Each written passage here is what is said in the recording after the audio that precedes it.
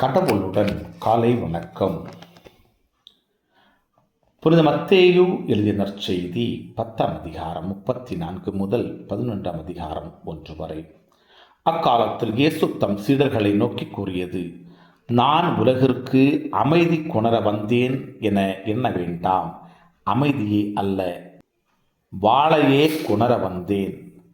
தந்தைக்கு எதிராக மகனையும், தாய்க்கு எதிராக மகளையும், மாமியாருக்கு எதிராக மருமகளையும் நான் பிரிக்க வந்தேன். ஒருவருடைய பகைவர் அவரது வீட்டில் உள்ளவரே ஆவார்.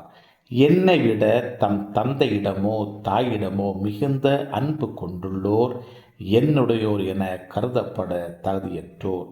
என்னை விட தன் மகனிடமோ மகளிடமோ மிகுதியாய் அன்பு கொண்டுள்ளோரும் என்னுடையோர் என கருதப்பட தகுதியற்றோர். தம் சிலுவையை சுமக்காமல் என்னை பின்பற்றி வருவோர் என்னுடையோர் என கருதப்பட தகுதியற்றோர். தம் உயிரை காக்க விரும்புவோர் அதை இழந்து விடுவர். என் பொருட்டு தம் உயிரை இழப்போரோ அதை காத்து கொள்வர். உங்களை ஏற்றுக்கொள்பவர் என்னை ஏற்றுக்கொள்கிறார். என்னை ஏற்றுக்கொள்பவரோ என்னை அனுப்பினவரையே ஏற்றுக்கொள்கிறார்.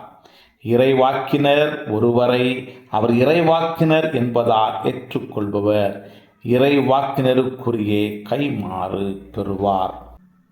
அவர் நேர்மையாளர் என்பதால் ஏற்றுக்கொள்பவர் நேர்மையாளருக்குரிய கைமாறு பெறுவார்.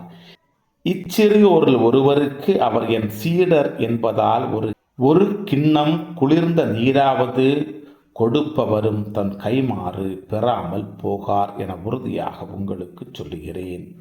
இயேசு தம் 12 சீடருக்கும் அறிவுரை கொடுத்து முடித்ததும் பக்கத்து ஊர்களில் கற்பிக்கவும் நற்செய்தியை அறிவிக்கவும் அவ்விடம் விட்டு அகன்றார். கிறிஸ்துவின் நற்செய்தி. இந்த நாள் இனிய நாளாக அமைய வாழ்த்துக்கள். பல பல பல புதுமைகள், பெருமைகள், இனிமைகள் இறங்கிய நல்ல நாள், ஒரு நல்ல நாள், நம் தேவன் தந்த நாள்.